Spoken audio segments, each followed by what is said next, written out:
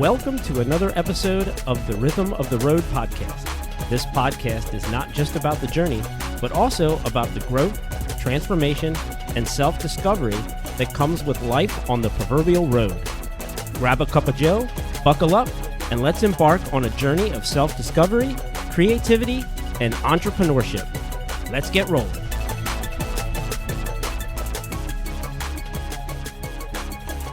All right, everybody, welcome back to another episode of Rhythm of the Road podcast.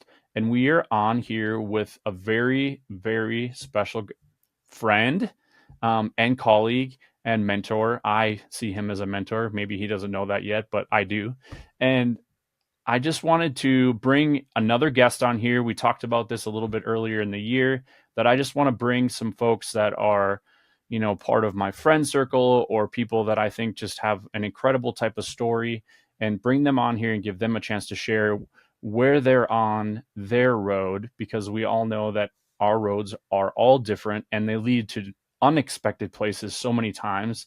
And as you hear Steve's story unfold and him talk about it, you're going to really see how this was like the perfect alignment for a Rhythm of the Road podcast. So Steve is an author. He is a speaker. His book, if you're watching this on YouTube, you will see the book cover. This is magnificent. It's almost like, can I put it like this? Then you can see Steve's face and the book face. It's a fantastic read. It's a wonderful story. It is going to make you laugh and probably make you cry a little bit, which is the essence of a great author and a great book. Steve is also like a super crazy numbers guy, and he will tell you all about that. So without further ado, welcome, Steve, to the Rhythm of the Road podcast. Oh man, Jeremy, it's so fun to be here. I consider you a mentor, so I guess we'll be mentors to each other. Well, I think that's like the perfect fit, when you can like use each other and create that synergy back and forth. It gives you an opportunity to grow, I think, maybe even exponentially better, because it's not just like I'm showing up at your doorstep because I want to receive something. It's like this mutual beneficial relationship, and then everybody rises faster. Yeah, it's just like any relationship, right? It's hard to be in one-sided relationships, no matter if it's work or personal life or wherever. That just gets exhausting, right? We call that coaching. Typically, one person pays another person, but you know, it's great when you can find those folks where you feel like, man, this is, both people are thinking it's beneficial. So I love that. I'm gonna just ask, like, let's get a question here started with you, Steve. Like, I see everywhere online you're called the safari dude, and you're talking about this idea of like peeps in the Jeep, and like now you got like, I feel like peeps in the Jeep needs to be like a next hip hop song or something, and maybe that's the next song you're gonna sing on stage, Right. which would be super cool. However, like, tell me a little bit. Well, why the safari dude? Where did you land with that? The branding, kind of that moniker, started a couple of years ago when I was really starting to get into speaking more, and I was trying to figure out, like, what do I have to say? How do I have to say it? What separates me from everybody else? And so I started having those conversations with people about the voice I have, the message I want to share. And then they were just asking me, well, let's just talk about what you've done in your life, you know, over the years. And it's been a pretty broad, pretty eclectic life. And one of the things I brought up was I had done humanitarian work in Rwanda, Africa. And at the end of each of those trips, we would spend 3-4 days on an African safari. And they were just like, okay, let's start talking more about that. And that's sort of how the branding emerged. So yeah, I've done 4 different trips to East Africa. All of those have involved a number of different safari experiences. And so when I speak and when I write and when I talk to different groups, a lot of that is viewing the points that I want to make through the lens of an African safari. So it just became naturally known as, I'm the safari dude. And you know the deal with branding and that sort of thing. How do you become memorable? Mm-hmm. Because nobody's going to remember my name, but they'll remember, well, who's that safari guy? You know, and sort of that's how you become known. Yeah, I think that's like, when we're trying to discover that thing, or that how do we want people to remember us or think about us. And like, I think your messaging is perfect. And this idea of a safari, it's just like you're on a constant adventure. Mm-hmm. Yeah. And so like, what does that journey look like to be on that constant adventure? And how are you helping people discover what their adventure is supposed to look like? And that's a big part of what those points that you're talking about. Yeah, thanks. Yeah, I mean that's really the big point that I'm making, is that no matter what we're talking about, whether we're talking about life or work or leadership, relationships, your bowling league, your book study, whatever it is. It's like there's this adventure element to everyday life. There's ups, there's downs, there's highs, there's lows, knowns, unknowns, and it's just like an African safari. People think when you go on an African safari, it's always up and to the right, right? It's always positive. But the reality is there's stuff that goes wrong. You get flat tires, you get surrounded by elephants, you get mugged by baboons. There's all of these sorts of things that happen. And those are all things that have happened to us, by the way. And so the invitation for people is start to view life itself like an African safari, like it's an adventure. I think so many of us sort of, we have these adventure elements to our lives, right? We have these vacations, we have the birthday parties, we have the ball games. So we view those things like the epic adventure of life. And the rest of the stuff we just view like it's the stuff that happens between the adventures, just the stuff that we have to do while we're waiting for the next vacation. And so when I was thinking about this, when I was going through this myself, I came across this quote from Helen Keller, who said that life is either an epic adventure or it's nothing at all. And I started wondering, what would it be like to start viewing all of life like an epic adventure? And so that's what we talk about, kind of the invitation to help people to realize that everyday life is this adventure. And now, going from there, how do we become happier? How do we become more successful? How do we get the right peeps in the Jeep? All of those kinds of things. How do you get the right peeps in the Jeep? That's like $1 million question. It's the $1 million question. And that's what we dig into. And so whether it's in your personal life, whether it's in leadership, it starts with really knowing what kind of experience you want to have. Like what kind of life do you want to have? What kind of marriage do you want to have? What kind of parent do you want to be? What kind of book club do you want to have? What kind of work culture do you want to set? And I think a lot of us don't really think about that. We're not really intentional about that. We just take whatever road is there in front of us, we take this random path and see where it goes. But once we can define clearly, what kind of experience do we want to have in our life? What kind of experience do we want to have in an African safari? What kind of experience do we want to have in our leadership? Once we define that, then the rest of it kind of falls out from there, including the right peeps in your Jeep, because the right peeps in your Jeep are the folks that support you and encourage you according to the experience that you want to have. So it's not people that come in and say, hey, I have a hidden agenda. Here's what you should do. It's the people that are going to recognize that you have an experience you want to have, and we're going to support you and encourage you in that way. And so your personal life, that's what that covers. And then you get into leadership and you start realizing that the right peeps in the Jeep are not necessarily the people with the greatest resume, the people with the greatest influence, people with the greatest background. They're the people who are aligned and connected to the vision, the values, the mission, all of those things. And so I'm kind of throwing up all over you, but that's really it. Is it starts with clarifying, what do you actually want? What are you trying to accomplish? What's your mission? And then figuring out, okay, who are the people that are going to support that? And they may not be the people that you normally would expect. Yeah. And I love that you ended with that, because my question for you was going to be, what happens when those wrong people get in the Jeep? Yeah. What does that look like on that safari adventure? Or what does that look like in a leadership sort of setting when folks are getting in your Jeep that they really don't belong there or shouldn't be there, whether it was because they had an angle to work, or maybe you just want to try one out. Like, do you just like throw them out on the dirt road, or do we wait and help them land in a space that makes sense, or right? Yeah, it kind of depends on your situation. I know from an organizational perspective, from a leadership perspective, Adam Grant, who's an organizational psychologist, has studied this ad nauseum, and he is convinced with all the data across all industries, across every level of the organization, that hiring the wrong person does way more damage than having an empty seat. We've got these vacancies. We need somebody. We just need a butt in the seat. We need somebody to do the job. And so we get desperate and we start finding anybody to bring in. And the reality is that actually does more damage than leaving the seat empty. And I understand why we do it, because we don't, we think we'll be less busy, but the impact that has on, the people who are the right peeps, when we start hiring the wrong people, it causes distrust. It breaks up the chemistry, all of these damaging things. It causes big issues. So that's always the warning for people. Is I know a lot of us, especially men, we're desperate for friends. And so we're looking for friends, and sometimes we get the wrong friends, or we're desperate for a romantic relationship and we bring on the wrong partner, or we're desperate to have an employee. So we bring on anybody who can do the work. And I understand why we do that, but the reality is we actually often cause more damage than just not having that. And so then the question is, what do we do about it once we have it? Whether we brought on the wrong person, whether we've changed to the point where that's no longer a good fit. And like you said, the ideal, what we really want to do is we want to cover them with raw hamburger, throw them out in the tall grass and see what happens. Like that's what we want to do, but often we can't. And so, I usually I give examples about, we can get rid of the wrong peeps in our Jeep. People are always like, how do you do that? So I can give examples on that. But the other thing to realize is that even if we can't kick somebody fully out of our Jeep, we can move them to a place in our Jeep where they don't have the same voice that they currently have. We let these people who have these negative impacts on us, they have this negative, voice in our head, and we let them sit right next to us in the Jeep. We sit there and listen and listen and listen. And the reality is we don't have to. We can move them to the back seat or up on the luggage rack or something.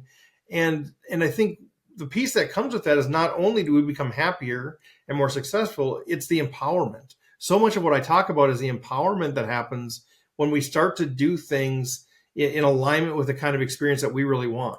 When we start adding people to the Jeep, when we start moving people away from us in the Jeep, there's such an empowerment because we start feeling like I'm actually living my own life. This is the life I actually want to live and I'm in charge of it. And I think it re-engages us or reignites our passion for everything that we're doing.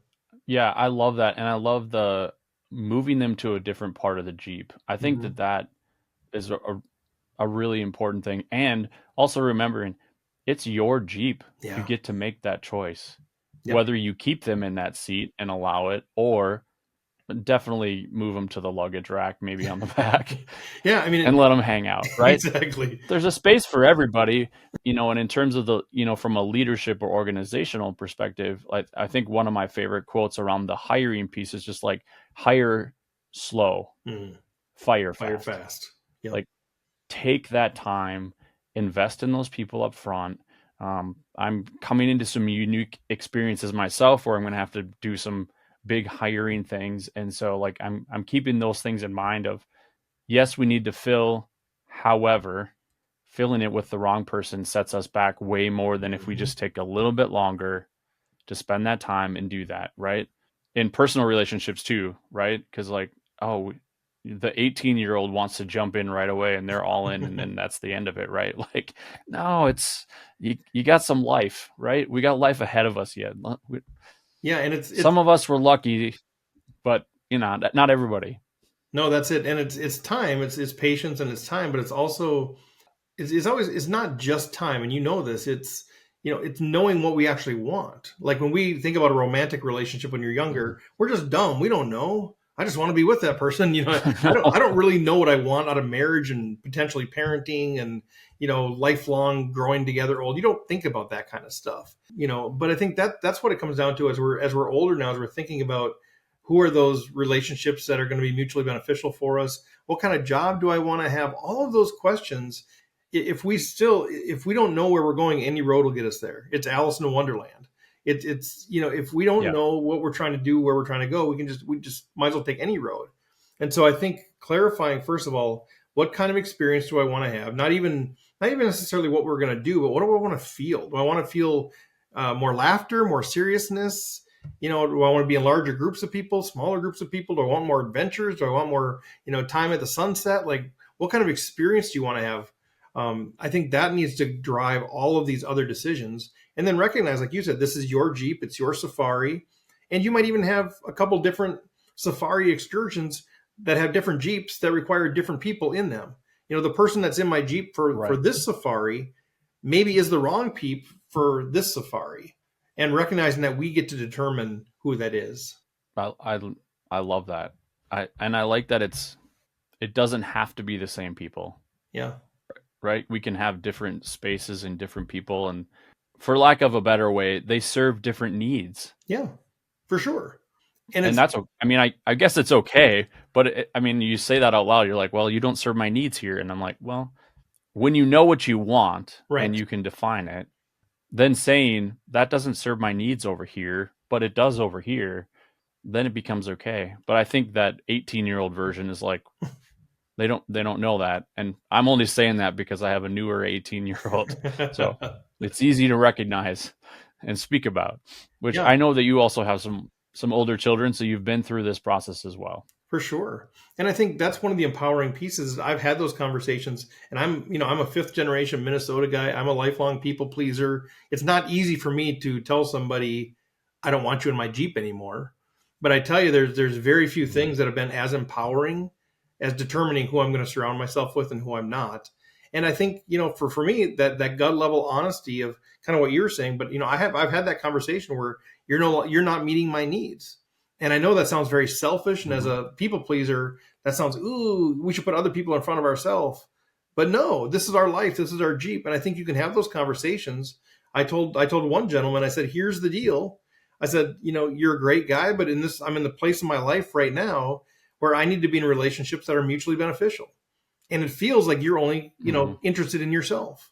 No, those are hard words to say, but they were the right words to say, and it brought such freedom because I felt like I was in control of my life. And frankly, I think it helped him recognize why he was struggling with relationships too. Yeah. I think that's a really good segue to the perfect title of your book, which is Doing the Unright Thing. Because to us, I too am a longtime Minnesota resident and for generations of the people pleaser and the I'm going to say air quotes Minnesota nice, because Sure. if you're actually from here, you'll know that may or may not be true Right. actually. But it's the most empowering thing you can do. And I think that you're doing the other person as much of a favor as you are yourself. Like we said, it's about getting the right people. It's that empowerment piece that comes, right? When we start defining what we actually want out of life, it doesn't have to be in some narcissistic, arrogant sort of way, but we define, and this is the kind of life I actually want. And you people, you are not necessarily the right people to help me get there, or you people, you are the right people. And the thing is, it's not about if they're good people or bad people. It's if they're the right people or the wrong people. And I think people mess this up. Just because I don't want you in my Jeep doesn't mean I think you're a bad peep. You're just not the right peep for the mission that I'm on. And I use the examples of when you're out on an African safari. We've had some amazingly wonderful people that I still love and I still see to this day quite often who weren't the right peeps in the Jeep because they weren't aligned with the mission that we were on. So it's not about, okay, these are good people, these are bad people. It's about who are the right and wrong. And I think that takes a lot of the pressure off of us when we start to determine who we want to spend our time with. I'm not categorizing people as good and bad. I'm categorizing them as aligned or not. And I think that helps a lot.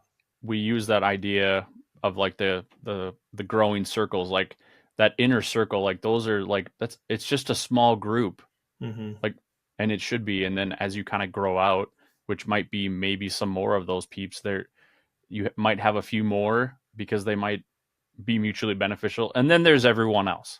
Right. And they either get to work themselves towards the middle, probably not towards the inside, but towards the middle.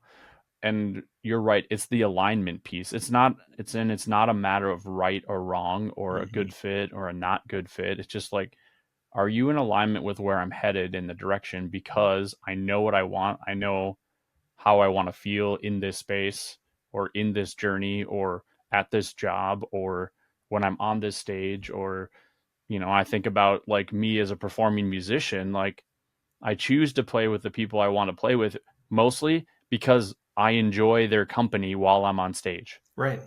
Which then communicates to a larger audience. These people like to just have fun together, which is true. Because I've been in the other side of it where I haven't enjoyed that company and it shows. And that comes back to what is your vision? What is your hope? What is the experience that you want to have? Because some people, it's not right or wrong. Some people say the experience I want to have is to play only with world-class musicians, the best possible, and keep improving that. If I find somebody better, I want to keep working with somebody better. That's a perfectly legitimate experience. But if you're the kind of person that doesn't, that just wants to be really like the people that you're with, then that's going to be the bad strategy to support that experience. So I think that's where the alignment for you, the integrity of saying, well, what I want to do is I want to really enjoy the people that I'm playing in the band with. Well, then that's the people that you should be looking for and the people that you should be doing it with. So what's next for you, Steve? Like, where are you headed? Where's your next safari adventure taking you? Yeah, well, literally the next safari. I'm currently planning either for this coming November of 2024 or June of 2025. I'm going to start putting together every 1 or 2 years, actually doing group African safaris and start inviting more of these peeps that have been saying they want to be part of those safaris. So that's the practical answer to the African safari. But as far as me personally, it's keynote speaking is what I do a lot of now, and that's what I want to keep doing. I just love it so much. I love the idea of researching and learning about a group of people, bringing a message that hopefully helps them in their daily walk and in their leadership, and then connecting with them after and seeing what I can do to support them, and then kind of moving on and learning more about the next group of people. So my hope is that my future can consists of more and more keynote speaking. That's primarily what I'm doing, and I love it. I mean, I know that that is going to happen for you because it already is. And I know that I've had a couple opportunities to work with you through some different organizations. And, you know, you've always provided so much insight and thought and have showed up well prepared. Hmm. Not just like a show up and be like, you show up present is Mm-hmm. probably the best way that I can say that. Like you show up present and ready and able and are ready to hop in whatever Jeep, but it's not from a place of like unknowing. And I've always really appreciated that. And I know the organizations that, you've been able to partner with have been greatly appreciate that. So here's my public proclamation of like, thank you. Because it's been wonderful and great and has led to even some, more awesome things. So I know that that's going to definitely be where you're headed. And I know that's just going to continue to grow. So where can people find you, Steve? I know you're not everywhere because you've Mm-hmm. made some intentional choices of where to spend your time and your messaging. So where can people find you the best? Yeah. It's been like you mentioned. It's kind of tricky. That's part of the experience you want to have, right? I know that I'm missing out on an audience and probably missing out on speaking events and that kind of stuff because I'm not on anymore Facebook and Instagram and Twitter or X. I'm not on those things anymore. And I think people say, well, "What are you doing? You need to be on those things." I know I'm supposed to be on those things, but I don't want to. That's not part of the experience I want to have. So yeah, I made the conscious decision. So really, it's my website is just stevefredlund.com. Social media wise, LinkedIn and YouTube. That's the only places that I'm active on social media at all, and for me that works. It allows me to spend more time and energy and effort in building the community there, building the network there, and yeah, FOMO, missing out. I don't hear about family reunion, pictures and that kind of thing, and I miss that kind of stuff. But that's where I'm at. Right. But what I hear you saying is I'm here to build a business and build my platform and my brand and where I'm headed. And you're very clear about where that's happening. And I watch it play out in what you're doing a lot. And there's something to be said for just get really good at the platforms that you're going to be on. Mm-hmm. Those other people don't know what they're missing until they come over here. And some of those other people, they're probably not your audience. What am I trying to build? Where are the people that I want to be in their Jeep and I want them to be in my Jeep? That sort of thing. And I know I'm missing out on some, but primarily they're in LinkedIn. And I think part of it, this is maybe something for your listeners too, is, we all have a certain emotional capacity for different things. We're all wired a little bit differently. I do not I can't handle trolls, right? And so even when I was, some people they can just brush them off, say, oh, don't worry about that, whatever, that kind of thing. I've led different things and I've, run podcasts, I've done all that kind of stuff. And, almost all of it's positive, but once in a while on Twitter, or on Facebook, you get these trolls that just get in there and they're just a dog with the bone. And I know a lot of people are just, well, block them. And I try to block them and, all this kind of stuff. But for me, I just can't emotionally handle that much negativity and that earnest of negativity. So I've gone to LinkedIn where I don't find that. So, I think that's where we all have to kind of decide where are we comfortable, what's going to give us anxiety, what's going to give us peace. And so for me, that's part of it. These are where my people are. And I've yet to encounter that level of negativity. I think that's perfect. And if you didn't write that down, please hit the rewind button on your Apple podcast or on your YouTube video while you're watching this and write down what he just said, because that is a message that I'm delivering to people a lot because they're like, well, what do I do if people are, trolling? And I'm like, there's both schools, right? You can either say, well, dogs don't bark at parked cars, right? They only bark at the moving ones. And you can just know that they're just a dog and they're going to bark because that's what they were made to do. And you can move on. Or you could just be like, I'm just not going to be in that space. Just leave the space altogether. And that's fine. Yeah. I don't know that you're missing out. Well, you probably are. I mean, I think if I had my Safari Dude brand on Facebook and Instagram and TikTok and all these things, there'd probably be more events coming my way. But that's where you kind of balance those sorts of pieces, like going to a dinner party, and you're looking to build a relationship with one person, but in order to get to that person, you have to encounter 50 people that are just people that you hate. Well, you can decide. You can leave the party. I mean, you can stay there or you can leave the party. And I think a lot of people are just like, well, I have to, they complain about whatever social platform they're on. They just complain. And I tell them, you don't have to be on there. Well, yeah, but it feels like everybody's on there. I know, but there's no law. There's no rule. You actually don't have to be on there. And it's hard for people to fathom it. And it is hard to kind of let go of that. But if it's causing you anxiety and your whole goal in life is to try to be happier, it's one thing to consider. Yeah, that's one thing that you can take a line and just draw right through it. Just take it right off there. I love it. Well, Steve, thank you so much for your time today. I really, really appreciate you coming on, sharing some insights. Please make sure, if you haven't yet, and maybe you haven't, but you need to go check out Steve's book, read it, download it, either do the ebook or buy it. It'll be on Amazon.com. We'll put all of his stuff down in the show notes so you can get a hold of him. Make sure you check out his speaker reel on YouTube, and all his LinkedIn stuff is super fantastic. Thank you, Steve. I appreciate it. And any last words of advice for people and getting their peeps in their Jeep? Well, I appreciate you, Jeremy. I appreciate what you're doing here through Rhythm of the Road. And I mean, I would say, just to tie it all back together, I mean, I do feel like life is this adventure. And I think we start viewing it that way every day and start saying, well, who are those people that are going to bring me greater joy? Those are the people in your Jeep. And then maybe it's a subtle sort of tie in here is there is a rhythm of the road, right? There is, even when you're on safari, there's a rhythm, there's a cadence, and we can kind of choose some of that cadence.